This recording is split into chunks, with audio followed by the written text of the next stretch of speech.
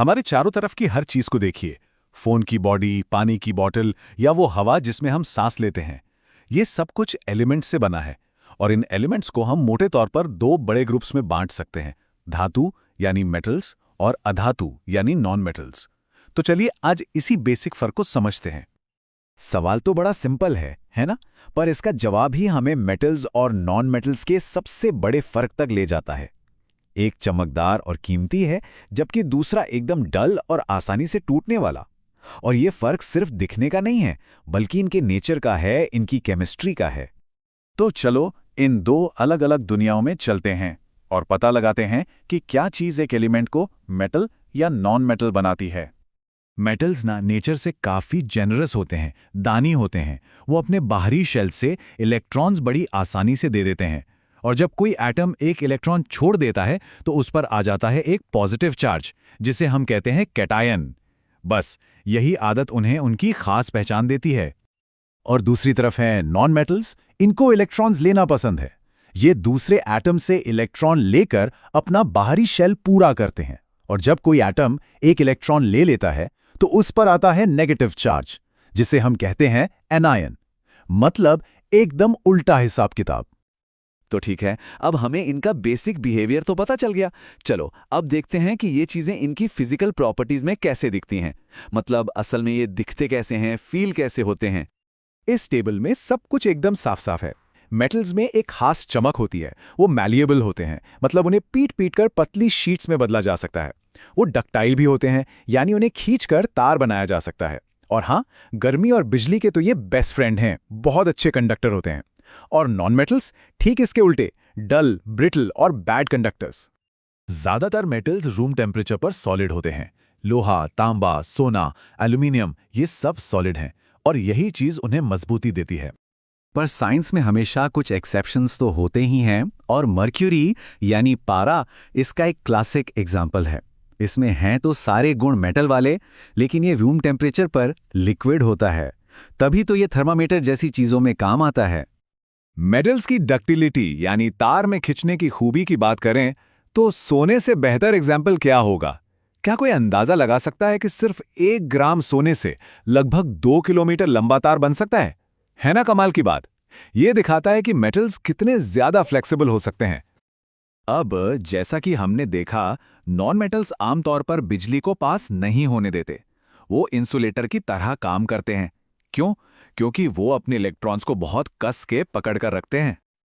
और यहाँ एक और मजेदार एक्सेप्शन है, ग्रेफाइट, वही जो पेंसिल की नोक में होता है। ये है तो कार्बन का ही एक फॉर्म, मतलब एक नॉन मेटल, लेकिन अपने यूनिक स्ट्रक्चर की वजह से ये बिजली का बहुत अच्छा कंडक्टर है। तो ये याद रखना जरूरी है कि रूल्स के हमेशा कुछ एक्सेप्शंस होते हैं।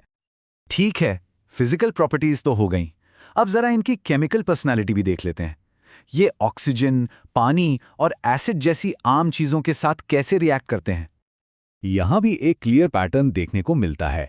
मेटल्स ऑक्सीजन के साथ मिलकर बेसिक ऑक्साइड बनाते हैं, और पानी और एसिड्स के साथ रिएक्ट करके हाइड्रोजन गैस निकालते हैं। वहीं दूसरी ओर नॉन मेटल्स ऑक्सीजन के साथ एसिडिक ऑक्साइड बनाते हैं, और आमतौर पर पानी या एसिड के साथ तो रिएक्ट ही नहीं करते। इससे इनका अलग अलग केमिकल नेचर साफ पता चलता है। तो सवाल ये है कि इन सारे डिफरेंसेस के पीछे की असली वजह क्या है? इसका जवाब छिपा है इस बात में कि ये एलिमेंट्स एक दूसरे के साथ बॉन्ड कैसे बनाते हैं। पूरी केमिस्ट्री का एक बेसिक रूल है, स्टेबिलिटी की तलाश। हर एटम चाहता है कि उसके सबसे बाहरी शेल में 8 इलेक्ट्रॉन्स हों। इसी को ऑक्टेट रूल कहते हैं। इससे वो नोबल गैसेस की तरह एकदम स्टेबल हो जाते हैं। और बस यहीं पर मेटल्स और नॉन मेटल्स का रास्ता अलग हो जाता है। मेटल्स अपने बाहरी 1, 2 या 3 इलेक्ट्रॉन्स को छोड़कर स्टेबल हो जाते हैं, जबकि नॉन मेटल्स अपना बाहरी शेल भरने के लिए इलेक्ट्रॉन्स ले लेते हैं। तो एक है देने वाला और दूसरा है लेने वाला। और इसी लेन देन से बनते हैं 2 तरह के कंपाउंड्स। जब एक मेटल और एक नॉन मेटल रिएक्ट करते हैं तो इलेक्ट्रॉन पूरी तरह से ट्रांसफर हो जाता है। इससे बनते हैं आयोनिक कंपाउंड्स, जैसे हमारा खाने वाला नमक। इनका मेल्टिंग पॉइंट काफी हाई होता है, और जब 2 नॉन मेटल्स रिएक्ट करते हैं तो वो इलेक्ट्रॉन्स को शेयर करते हैं, साझा करते हैं। इससे बनते हैं कोवैलेंट कंपाउंड्स, जैसे पानी, और इनका मेल्टिंग पॉइंट कम होता है। चलो, अब इस सारी केमिस्ट्री को लैब से बाहर निकालकर रियल वर्ल्ड में लाते हैं। हम इन एलिमेंट्स को धरती से निकालते कैसे हैं और फिर इन्हें यूजफुल मटेरियल्स में कैसे बदलते हैं। इस पूरे प्रोसेस को कहते हैं मेटलर्जी, और इसमें मोटे तौर पे 4 स्टेप्स होते हैं। पहला, अयस्क यानी ओर से मिट्टी पत्थर जैसी गंदगी हटाना, फिर उसे मेटल ऑक्साइड में बदलना, इसके बाद ऑक्साइड से ऑक्सीजन को हटाकर कच्चा मेटल निकालना, और आखिर में उसे पूरी तरह से प्यूरिफाई करना यानी शुद्ध करना। यहाँ एक प्रैक्टिकल प्रॉब्लम आती है। प्योर मेटल्स हमेशा सबसे यूजफुल नहीं होते। जैसे 24 कैरेट सोना बहुत सुंदर होता है, पर इतना सॉफ्ट होता है कि आसानी से मुड़ सकता है। तो फिर इसे मजबूत कैसे बनाया जाए? इसका जवाब है अलॉय यानी मिश्र धातु। हम मेटल्स को मिक्स करके उनकी कमियों को दूर करते हैं और उनकी प्रॉपर्टीज को बेहतर बनाते हैं। सोने में थोड़ा सा कॉपर या सिल्वर मिला दो और वो गहने बनाने के लिए एकदम परफेक्ट मजबूत हो जाता है। एलॉयज तो हमारे चारों तरफ हैं, जैसे ब्रास यानी पीतल जो कॉपर और जिंक से बनता है और म्यूजिकल इंस्ट्रूमेंट्स में यूज होता है, या फिर ब्रॉन्ज यानी कांसा जो कॉपर और टिन का मिक्सचर है जिससे मूर्तियां और मेडल्स बनते हैं। ये मिक्सचर्स अक्सर अपने प्योर फॉर्म से कहीं ज्यादा काम के होते हैं। और इसका एक नायाब उदाहरण हमारी अपनी हिस्ट्री में है दिल्ली का आयरन पिलर, मतलब लौह स्तंभ। ये इस बात का सबूत है कि हमारे पूर्वज मेटल्स और उनकी प्रॉपर्टीज को कितना एडवांस तरीके से समझते थे। हजारों साल बाद भी इस पर जंग न लगना आज भी मेटलर्जी एक्सपर्ट्स के लिए एक पहेली है।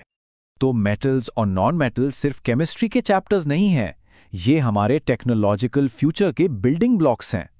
जैसे जैसे हम इन्हें मिक्स करने और मॉडिफाई करने के नए नए तरीके खोजेंगे, हम ऐसे मटेरियल्स बनाते रहेंगे जो हमारी दुनिया को बदल देंगे। सोचने वाली बात है कि भविष्य के जरूरी मटेरियल्स आखिर किस चीज से बने होंगे।